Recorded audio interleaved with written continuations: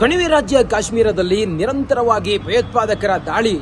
ಈ ದಾಳಿಯ ವಿರುದ್ಧ ಭಾರತ ಈಗ ಸೆಡೆದೆದ್ದು ಸಂಪೂರ್ಣವಾಗಿ ಭಯೋತ್ಪಾದನೆಯನ್ನ ನಿರ್ಮೂಲನ ಮಾಡುವತ್ತ ಹೊರಟಿದೆ. ಪಾಕಿಸ್ತಾನಕ್ಕೊಂದು ಮಾಸ್ಟರ್ ಸ್ಟ್ರೋಕ್ ಕೊಡುವತ್ತ ಭಾರತ ಈಗ ನಿಗೂಢವಾದಂತ ಆಪರೇಷನ್ ಮಾಡೋದಕ್ಕೆ ಹೊರಟಿದೆ. ಪಾಕಿಸ್ತಾನ ಪತ್ರಗುಟ್ಟಿ ಹೋಗಿದೆ. ಅದರ ನಡುವೆ ಕಾಶ್ಮೀರದಲ್ಲಿ ಪರಿಸ್ಥಿತಿ ಹೆಂಗಿದೆ ಕೇಳಿದ್ರೆ, ಗಡಿಗಡಿಗೂ ಕೂಡ ಸೇನಾ ವೆಹಿಕಲ್ಗಳು ಓಡಾಡ್ತಾ ಇದ್ದಾವೆ. ಅಡಿಗಡಿಗೂ ಕೂಡ ಒಂದು ರೀತಿಯಲ್ಲಿ ಆತಂಕದ ವಾತಾವರಣ ಇದೆ. ಸೇನಾ ಬಂಕರ್ಗಳು ಸರ್ಕಲ್ಗಳಲ್ಲಿ ನಿಯೋಜನೆ ಆಗ್ತಾ ಇದ್ದಾವೆ. ಕೆಲವು ಅಂಗಡಿಗಳು ಸ್ವಯಂ ಪ್ರೇರಿತವಾಗಿ ಬಂದ್ ಮಾಡಿದ್ದಾರೆ. ನೋಡಿ, ಅಂಗಡಿಗಳ ಶಟರ್ಗಳನ್ನು ಕ್ಲೋಸ್ ಮಾಡಿರೋದನ್ನ ಗಮನಿಸ್ತಾ ಇದ್ದೀರಿ. ಒಂದು ರೀತಿಯಲ್ಲಿ ಕೆಲವು ಸೂಕ್ಷ್ಮ ಪ್ರದೇಶಗಳಲ್ಲಿ ಅಘೋಷಿತವಾದಂತಹ ಬಂದ್ ವಾತಾವರಣ ಕಂಡು ಬರ್ತಾ ಇದೆ. ವಾಹನಗಳ ಓಡಾಟವೂ ಕೂಡ ಬಹಳ ವಿರಳವಾಗಿದೆ. ಅದರ ಜೊತೆಗೆ ಸೇನೆಯೂ ಕೂಡ ಎಲ್ಲಾ ಕಡೆಗಳಲ್ಲಿ ಓಡಾಡ್ತಾ ಇದೆ. ಜನ ಓಡಾಡೋದು ಬಹಳ ಕಮ್ಮಿ ಆಗಿದೆ. ಮತ್ತು ಗಮನಿಸ್ತಾ ಹೋದ್ರೆ ಪ್ರವಾಸಿಗರು ಅತಿ ಹೆಚ್ಚು ಸ್ಥಳಗಳನ್ನ ಬಂದ್ ಮಾಡಿರೋದ್ರಿಂದಾಗಿ ಪ್ರವಾಸಿಗರ ಓಡಾಟವೂ ಕೂಡ ಕಮ್ಮಿ ಆಗಿದೆ. ವ್ಯವಹಾರವೂ ಕೂಡ ಸಂಪೂರ್ಣವಾಗಿ ಸ್ತಬ್ಧವಾಗಿದೆ. ಲಾಲ್ ಚೌಕ್ನಂತ ಕೆಲವು ಪ್ರಮುಖ ಸ್ಥಳಗಳು ಎನಿ ಟೈಮ್ ಅಲ್ಲಿ ಕಮರ್ಷಿಯಲ್ ಚಟುವಟಿಕೆ ನಡೀತಾ ಇರುತ್ತೆ. ಆದ್ರೆ ಅಲ್ಲೆಲ್ಲವೂ ಕೂಡ ಈಗ ಜನರಿರದೆ ಬಣಗುಡುವಂತ ಪರಿಸ್ಥಿತಿ ನಿರ್ಮಾಣ ಆಗಿದೆ. ಒಟ್ಟಾರೆ ಕಾಶ್ಮೀರದಲ್ಲಿ ಯುದ್ಧದ ಕಾರ್ಮೋಡ ಕವಿದಿದೆ. ಜನ ಆತಂಕದಲ್ಲಿದ್ದಾರೆ. ಹೊರಗಡೆ ಬರೋದಕ್ಕೂ ಕೂಡ ಒಂದು ರೀತಿಯಲ್ಲಿ ಭಯದ ವಾತಾವರಣ ಇದೆ. ಅಂಗಡಿ ಮುಗ್ಗಟ್ಟುಗಳೆಲ್ಲವೂ ಕೂಡ ಬಹುತೇಕ ಎಲ್ಲ ಕಡೆಗಳಲ್ಲಿ ಬಂದಾದ ವಾತಾವರಣ ರೀತಿಯಲ್ಲಿ ಕಂಡು ಬರ್ತಾ ಇದೆ. ಮತ್ತೊಂದು ಕಡೆಯಲ್ಲಿ ಎತ್ತ ನೋಡಿದ್ರೂ ಅಲ್ಲಿ ಸೇನಾ ವಾಹನಗಳೇ ಓಡಾಡ್ತಿರೋದನ್ನ ನಾವು ನೋಡ್ತಾ ಇದ್ದೀವಿ. ಒಟ್ಟಾರೆ ಕಾಶ್ಮೀರದಲ್ಲಿ ಒಂದು ತಾರ್ಕಿಕ ಅಂತ್ಯಕ್ಕೆ ತೆಗೆದುಕೊಂಡು ಹೋಗುವತ್ತ ಈಗ ಸರ್ಕಾರ ಮುಂದಾಗಿರೋದು. ಭಯೋತ್ಪಾದನೆಯನ್ನ ಸಂಪೂರ್ಣವಾಗಿ ನಿರ್ನಾಮ ಮಾಡುವತ್ತ ಸರ್ಕಾರ ಹೊರಟಿದೆ. ಆ ನಿಟ್ಟಿನಲ್ಲಿ ಸೇನಾ ಕಾರ್ಯಾಚರಣೆಯೂ ಕೂಡ ನಿರಂತರವಾಗಿ ಸಾಗ್ತಾ ಇದೆ. ಕಾಶ್ಮೀರಿಗರಂತೂ ಒಂದು ರೀತಿಯಲ್ಲಿ ಆತಂಕದ ವಾತಾವರಣ ಅಂತೂ ಖಂಡಿತವಾಗ್ಲೂ ಕೂಡ ಇದೆ. ಭಯೋತ್ಪಾದನೆ ನಿರ್ಮೂಲನೆಯತ್ತ ಭಾರತ ಹೊರಟಿರೋದು. ಕಣಿವೆ ರಾಜ್ಯದಲ್ಲಿ ಯುದ್ಧದ ಕಾರ್ಮೋಡ ಈಗ ಕವಿದಿದೆ. ಹಾಗಾಗಿಯೇ ಕೆಲವು ಪ್ರಮುಖ ಸೂಕ್ಷ್ಮ ಪ್ರದೇಶಗಳಲ್ಲಿ ಜನರನ್ನ ಇಲ್ಲಿಂದ ಖಾಲಿ ಮಾಡಿಸುವಂತ ಪ್ರಯತ್ನ ನಡೀತಾ ಇದೆ. ಪ್ರವಾಸಿ ತಾಣಗಳು ಬಂದಾಗಿದ್ದಾವೆ. ಅಂಗಡಿ ಮುಗ್ಗಟ್ಟುಗಳನ್ನ ತೆರೆಯದೆ ಮಾಲೀಕರು ಆತಂಕದಿಂದ ಹೊರಗಡೆ ಬರದೇ ಇದ್ದಾರೆ. ಮತ್ತೊಂದು ಕಡೆಯಲ್ಲಿ ಈ ಪ್ರವಾಸಿಗರು ಯಾರು ಬಂದಿದ್ದಾರೆ ಅವರೆಲ್ಲ ತಮ್ಮ ಹೋಟೆಲ್ಗಳಲ್ಲೇ ಉಳಿದುಕೊಂಡಿದ್ದಾರೆ. ಹೊರಗಡೆ ಹೋದ್ರೆ ಪ್ರವಾಸಿ ಮಂದಿರಗಳೆಲ್ಲವೂ ಕೂಡ ಬಂದಾಗಿದೆ. ಶಾಪಿಂಗ್ ಮತ್ತೊಂದು ಅಂತೇಳಿ ಹೇಳಿದ್ರೆ ಕೆಲ ಕಡೆಗಳಲ್ಲಿ ಸಂಪೂರ್ಣವಾಗಿ ಅಘೋಷಿತವಾದಂತಹ ಬಂದ ರೀತಿಯಲ್ಲಿ ವಾತಾವರಣ ಕಂಡು ಬರ್ತಾ ಇದೆ. ಹೀಗಾಗಿ ಬಂದವರೆಲ್ಲರೂ ಕೂಡ ಪ್ರವಾಸಕ್ಕೆ ಬಂದವರೆಲ್ಲರೂ ಕೂಡ ಏನೂ ನೋಡ್ಲಿಕ್ಕಾಗದೆ ವಾಪಸ್ ಹೋಗ್ತಾ ಇದ್ದಾರೆ. ಹಾಗೆ ಸೇನಾ ಆಪರೇಷನ್ಗಳು ಅಲ್ಲಲ್ಲಿ ನಡೀತಾ ಇರೋದ್ರಿಂದಾಗಿ, ಯುದ್ಧ ವಿಮಾನಗಳು ಹೆಲಿಕಾಪ್ಟರ್ಗಳು ಅಲ್ಲಲ್ಲಿ ಓಡಾಡ್ತಾ ಇರೋದ್ರಿಂದಾಗಿ ಇದೆಲ್ಲವೂ ಕೂಡ ಮುಂದಾಗಬಹುದಾದಂತಹ ಭಾರತದ ಪ್ರತೀಕಾರಕ್ಕೆ ಒಂದು ರೀತಿಯಲ್ಲಿ ಮುನ್ಸೂಚನೆ ಅನ್ನೋ ರೀತಿಯಲ್ಲಿ ಕಂಡು ಬರ್ತಾ ಇದೆ. ಇದು ಭಯೋತ್ಪಾದನೆ ವಿರುದ್ಧ ಭಾರತದ ಹೋರಾಟಕ್ಕೆ ಒಂದು ಮಹತ್ವವಾದಂತಹ ಬೆಳವಣಿಗೆ ಮತ್ತೆ ಪೂರಕವಾದಂತಹ ವಾತಾವರಣ ಸೃಷ್ಟಿಯಾಗಿದೆ. ಶ್ರೀನಗರದಿಂದ ರಿಪಬ್ಲಿಕ್ ಕನ್ನಡಕ್ಕಾಗಿ ನಾನು ರಂಜಿತ್ ಶಿರ್ಯಾರ್. ಜೈ ಹಿಂದ್. ಕಣಿವೆ ರಾಜ್ಯ ಕಾಶ್ಮೀರದಲ್ಲಿ ನಿರಂತರವಾಗಿ ಭಯೋತ್ಪಾದಕರ ದಾಳಿ.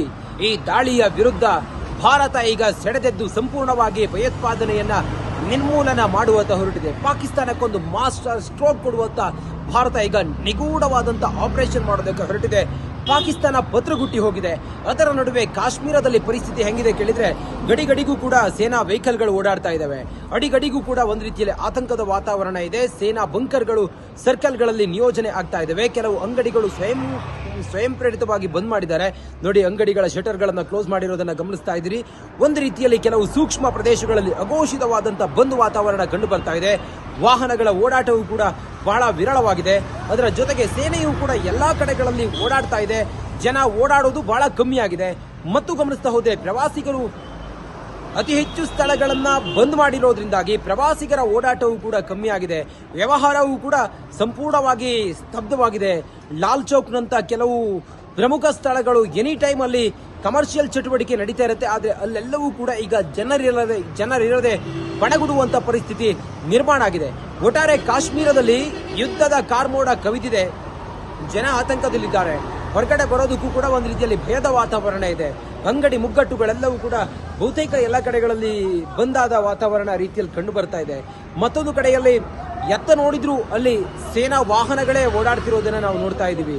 ಒಟ್ಟಾರೆ ಕಾಶ್ಮೀರದಲ್ಲಿ ಒಂದು ತಾರ್ಕಿಕ ಅಂತ್ಯಕ್ಕೆ ತೆಗೆದುಕೊಂಡು ಹೋಗುವತ್ತ ಈಗ ಸರ್ಕಾರ ಮುಂದಾಗಿರೋದು. ಭಯೋತ್ಪಾದನೆಯನ್ನ ಸಂಪೂರ್ಣವಾಗಿ ನಿರ್ನಾಮ ಮಾಡುವತ್ತ ಸರ್ಕಾರ ಹೊರಟಿದೆ. ಆ ನಿಟ್ಟಿನಲ್ಲಿ ಸೇನಾ ಕಾರ್ಯಾಚರಣೆಯೂ ಕೂಡ ನಿರಂತರವಾಗಿ ಸಾಗ್ತಾ ಇದೆ. ಕಾಶ್ಮೀರಿಗರಂತೂ ಒಂದು ರೀತಿಯಲ್ಲಿ ಆತಂಕದ ವಾತಾವರಣ ಅಂತೂ ಖಂಡಿತವಾಗ್ಲೂ ಕೂಡ ಇದೆ. ಭಯೋತ್ಪಾದನೆ ನಿರ್ಮೂಲನೆಯತ್ತ ಭಾರತ ಹೊರಟಿರೋದು. ಕಣಿವೆ ರಾಜ್ಯದಲ್ಲಿ ಯುದ್ಧದ ಕಾರ್ಮೋಡ ಈಗ ಕವಿದಿದೆ. ಹಾಗಾಗಿಯೇ ಕೆಲವು ಪ್ರಮುಖ ಸೂಕ್ಷ್ಮ ಪ್ರದೇಶಗಳಲ್ಲಿ ಜನರನ್ನ ಇಲ್ಲಿಂದ ಖಾಲಿ ಮಾಡಿಸುವಂತ ಪ್ರಯತ್ನ ನಡೀತಾ ಇದೆ. ಪ್ರವಾಸಿ ತಾಣಗಳು ಬಂದಾಗಿದ್ದಾವೆ. ಅಂಗಡಿ ಮುಗ್ಗಟ್ಟುಗಳನ್ನ ತೆರೆಯದೆ ಮಾಲೀಕರು ಆತಂಕದಿಂದ ಹೊರಗಡೆ ಬರದೇ ಇದ್ದಾರೆ. ಮತ್ತೊಂದು ಕಡೆಯಲ್ಲಿ ಈ ಪ್ರವಾಸಿಗರು ಯಾರು ಬಂದಿದ್ದಾರೆ ಅವರೆಲ್ಲ ತಮ್ಮ ಹೋಟೆಲ್ಗಳಲ್ಲೇ ಉಳಿದುಕೊಂಡಿದ್ದಾರೆ. ಹೊರಗಡೆ ಹೋದ್ರೆ ಪ್ರವಾಸಿ ಮಂದಿರಗಳೆಲ್ಲವೂ ಕೂಡ ಬಂದಾಗಿದೆ. ಶಾಪಿಂಗ್ ಮಗದೊಂದು ಅಂತೇಳಿ ಹೇಳಿದ್ರೆ ಕೆಲ ಕಡೆಗಳಲ್ಲಿ ಸಂಪೂರ್ಣವಾಗಿ ಅಘೋಷಿತವಾದಂತಹ ಬಂದ ರೀತಿಯಲ್ಲಿ ವಾತಾವರಣ ಕಂಡು ಬರ್ತಾ ಇದೆ. ಹೀಗಾಗಿ ಬಂದವರೆಲ್ಲರೂ ಕೂಡ ಪ್ರವಾಸಕ್ಕೆ ಬಂದವರೆಲ್ಲರೂ ಕೂಡ ಏನೂ ನೋಡ್ಲಿಕ್ಕಾಗದೆ ವಾಪಸ್ ಹೋಗ್ತಾ ಇದ್ದಾರೆ. ಹಾಗೆ ಸೇನಾ ಆಪರೇಷನ್ಗಳು ಅಲ್ಲಲ್ಲಿ ನಡೀತಾ ಇರೋದ್ರಿಂದಾಗಿ, ಯುದ್ಧ ವಿಮಾನಗಳು, ಹೆಲಿಕಾಪ್ಟರ್ಗಳು ಅಲ್ಲಲ್ಲಿ ಓಡಾಡ್ತಾ ಇರೋದ್ರಿಂದಾಗಿ ಇದೆಲ್ಲವೂ ಕೂಡ ಮುಂದಾಗಬಹುದಾದಂತಹ ಭಾರತದ ಪ್ರತೀಕಾರಕ್ಕೆ ಒಂದು ರೀತಿಯಲ್ಲಿ ಮುನ್ಸೂಚನೆ ಅನ್ನೋ ರೀತಿಯಲ್ಲಿ ಕಂಡು ಬರ್ತಾ ಇದೆ. ಇದು ಭಯೋತ್ಪಾದನೆ ವಿರುದ್ಧ ಭಾರತದ ಹೋರಾಟಕ್ಕೆ ಒಂದು ಮಹತ್ವವಾದಂತಹ ಬೆಳವಣಿಗೆ ಮತ್ತೆ ಪೂರಕವಾದಂತಹ ವಾತಾವರಣ ಸೃಷ್ಟಿಯಾಗಿದೆ. ಶ್ರೀನಗರದಿಂದ ರಿಪಬ್ಲಿಕ್ ಕನ್ನಡಕ್ಕಾಗಿ ನಾನು ರಂಜಿತ್ ಶಿರಿಯಾರ್. ಜೈ ಹಿಂದ್. ಕಣಿವೆ ರಾಜ್ಯ ಕಾಶ್ಮೀರದಲ್ಲಿ ನಿರಂತರವಾಗಿ ಭಯೋತ್ಪಾದಕರ ದಾಳಿ. ಈ ದಾಳಿಯ ವಿರುದ್ಧ ಭಾರತ ಈಗ ಸೆಡೆದೆದ್ದು ಸಂಪೂರ್ಣವಾಗಿ ಭಯೋತ್ಪಾದನೆಯನ್ನ ನಿರ್ಮೂಲನ ಮಾಡುವಂತ ಹೊರಟಿದೆ. ಪಾಕಿಸ್ತಾನಕ್ಕೊಂದು ಮಾಸ್ಟರ್ ಸ್ಟ್ರೋಕ್ ಕೊಡುವಂತ ಭಾರತ ಈಗ ನಿಗೂಢವಾದಂತ ಆಪರೇಷನ್ ಮಾಡೋದಕ್ಕೆ ಹೊರಟಿದೆ. ಪಾಕಿಸ್ತಾನ ಭದ್ರಗುಟ್ಟಿ ಹೋಗಿದೆ. ಅದರ ನಡುವೆ ಕಾಶ್ಮೀರದಲ್ಲಿ ಪರಿಸ್ಥಿತಿ ಹೆಂಗಿದೆ ಕೇಳಿದ್ರೆ ಗಡಿಗಡಿಗೂ ಕೂಡ ಸೇನಾ ವೆಹಿಕಲ್ಗಳು ಓಡಾಡ್ತಾ ಇದ್ದಾವೆ. ಅಡಿಗಡಿಗೂ ಕೂಡ ಒಂದು ರೀತಿಯಲ್ಲಿ ಆತಂಕದ ವಾತಾವರಣ ಇದೆ. ಸೇನಾ ಬಂಕರ್ಗಳು ಸರ್ಕಲ್ಗಳಲ್ಲಿ ನಿಯೋಜನೆ ಆಗ್ತಾ ಇದ್ದಾವೆ. ಕೆಲವು ಅಂಗಡಿಗಳು ಸ್ವಯಂ ಪ್ರೇರಿತವಾಗಿ ಬಂದ್ ಮಾಡಿದ್ದಾರೆ. ನೋಡಿ, ಅಂಗಡಿಗಳ ಶಟರ್ಗಳನ್ನ ಕ್ಲೋಸ್ ಮಾಡಿರೋದನ್ನ ಗಮನಿಸ್ತಾ ಇದ್ದೀರಿ. ಒಂದು ರೀತಿಯಲ್ಲಿ ಕೆಲವು ಸೂಕ್ಷ್ಮ ಪ್ರದೇಶಗಳಲ್ಲಿ ಅಘೋಷಿತವಾದಂತಹ ಬಂದ್ ವಾತಾವರಣ ಕಂಡು ಬರ್ತಾ ಇದೆ. ವಾಹನಗಳ ಓಡಾಟವೂ ಕೂಡ ಬಹಳ ವಿರಳವಾಗಿದೆ. ಅದರ ಜೊತೆಗೆ ಸೇನೆಯೂ ಕೂಡ ಎಲ್ಲಾ ಕಡೆಗಳಲ್ಲಿ ಓಡಾಡ್ತಾ ಇದೆ. ಜನ ಓಡಾಡೋದು ಬಹಳ ಕಮ್ಮಿ ಆಗಿದೆ. ಮತ್ತು ಗಮನಿಸ್ತಾ ಹೋದ್ರೆ ಪ್ರವಾಸಿಗರು ಅತಿ ಹೆಚ್ಚು ಸ್ಥಳಗಳನ್ನ ಬಂದ್ ಮಾಡಿರೋದ್ರಿಂದಾಗಿ ಪ್ರವಾಸಿಗರ ಓಡಾಟವೂ ಕೂಡ ಕಮ್ಮಿ ಆಗಿದೆ. ವ್ಯವಹಾರವೂ ಕೂಡ ಸಂಪೂರ್ಣವಾಗಿ ಸ್ತಬ್ಧವಾಗಿದೆ. ಲಾಲ್ ಚೌಕ್ನಂತ ಕೆಲವು ಪ್ರಮುಖ ಸ್ಥಳಗಳು ಎನಿ ಟೈಮ್ ಅಲ್ಲಿ ಕಮರ್ಷಿಯಲ್ ಚಟುವಟಿಕೆ ನಡೀತಾ ಇರುತ್ತೆ. ಆದರೆ ಅಲ್ಲೆಲ್ಲವೂ ಕೂಡ ಈಗ ಜನರಿರದೆ ಪಣಗುಡುವಂತ ಪರಿಸ್ಥಿತಿ ನಿರ್ಮಾಣ ಆಗಿದೆ. ಒಟ್ಟಾರೆ ಕಾಶ್ಮೀರದಲ್ಲಿ ಯುದ್ಧದ ಕಾರ್ಮೋಡ ಕವಿದಿದೆ. ಜನ ಆತಂಕದಲ್ಲಿದ್ದಾರೆ. ಹೊರಗಡೆ ಬರೋದಕ್ಕೂ ಕೂಡ ಒಂದು ರೀತಿಯಲ್ಲಿ ಭಯದ ವಾತಾವರಣ ಇದೆ. ಅಂಗಡಿ ಮುಗ್ಗಟ್ಟುಗಳೆಲ್ಲವೂ ಕೂಡ ಬಹುತೇಕ ಎಲ್ಲ ಕಡೆಗಳಲ್ಲಿ ಬಂದಾದ ವಾತಾವರಣ ರೀತಿಯಲ್ಲಿ ಕಂಡು ಬರ್ತಾ ಇದೆ. ಮತ್ತೊಂದು ಕಡೆಯಲ್ಲಿ ಎತ್ತ ನೋಡಿದ್ರು ಅಲ್ಲಿ ಸೇನಾ ವಾಹನಗಳೇ ಓಡಾಡ್ತಿರೋದನ್ನ ನಾವು ನೋಡ್ತಾ ಇದ್ದೀವಿ. ಒಟ್ಟಾರೆ ಕಾಶ್ಮೀರದಲ್ಲಿ ಒಂದು ತಾರ್ಕಿಕ ಅಂತ್ಯಕ್ಕೆ ತೆಗೆದುಕೊಂಡು ಹೋಗುವತ್ತ ಈಗ ಸರ್ಕಾರ ಮುಂದಾಗಿರೋದು. ಭಯೋತ್ಪಾದನೆಯನ್ನ ಸಂಪೂರ್ಣವಾಗಿ ನಿರ್ನಾಮ ಮಾಡುವತ್ತ ಸರ್ಕಾರ ಹೊರಟಿದೆ. ಆ ನಿಟ್ಟಿನಲ್ಲಿ ಸೇನಾ ಕಾರ್ಯಾಚರಣೆಯು ಕೂಡ ನಿರಂತರವಾಗಿ ಸಾಗ್ತಾ ಇದೆ. ಕಾಶ್ಮೀರಿಗರಂತೂ ಒಂದು ರೀತಿಯಲ್ಲಿ ಆತಂಕದ ವಾತಾವರಣ ಅಂತೂ ಖಂಡಿತವಾಗ್ಲೂ ಕೂಡ ಇದೆ. ಭಯೋತ್ಪಾದನೆ ನಿರ್ಮೂಲನೆಯತ್ತ ಭಾರತ ಹೊರಟಿರೋದು. ಕಣಿವೆ ರಾಜ್ಯದಲ್ಲಿ ಯುದ್ಧದ ಕಾರ್ಮೋಡ ಈಗ ಕವಿದಿದೆ. ಹಾಗಾಗಿಯೇ ಕೆಲವು ಪ್ರಮುಖ ಸೂಕ್ಷ್ಮ ಪ್ರದೇಶಗಳಲ್ಲಿ ಜನರನ್ನ ಇಲ್ಲಿಂದ ಖಾಲಿ ಮಾಡಿಸುವಂತ ಪ್ರಯತ್ನ ನಡೀತಾ ಇದೆ. ಪ್ರವಾಸಿ ತಾಣಗಳು ಬಂದಾಗಿದ್ದಾವೆ. ಅಂಗಡಿ ಮುಗ್ಗಟ್ಟುಗಳನ್ನ ತೆರೆಯದೆ ಮಾಲೀಕರು ಆತಂಕದಿಂದ ಹೊರಗಡೆ ಬರದೇ ಇದ್ದಾರೆ.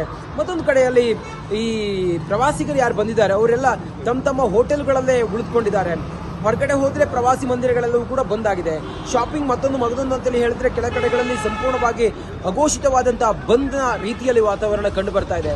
ಹೀಗಾಗಿ ಬಂದವರೆಲ್ಲರೂ ಕೂಡ ಪ್ರವಾಸಕ್ಕೆ ಬಂದವರೆಲ್ಲರೂ ಕೂಡ ಏನೂ ನೋಡ್ಲಿಕ್ಕಾಗದೆ ವಾಪಸ್ ಹೋಗ್ತಾ ಇದ್ದಾರೆ.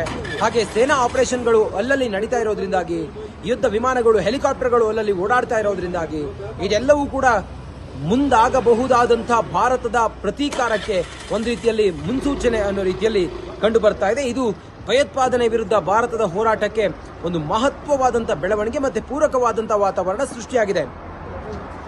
ಶ್ರೀನಗರದಿಂದ ರಿಪಬ್ಲಿಕ್ ಕನ್ನಡಕ್ಕಾಗಿ ನಾನು ರಂಜಿತ್ ಶಿರಿಯಾರ್. ಜೈ ಹಿಂದ್.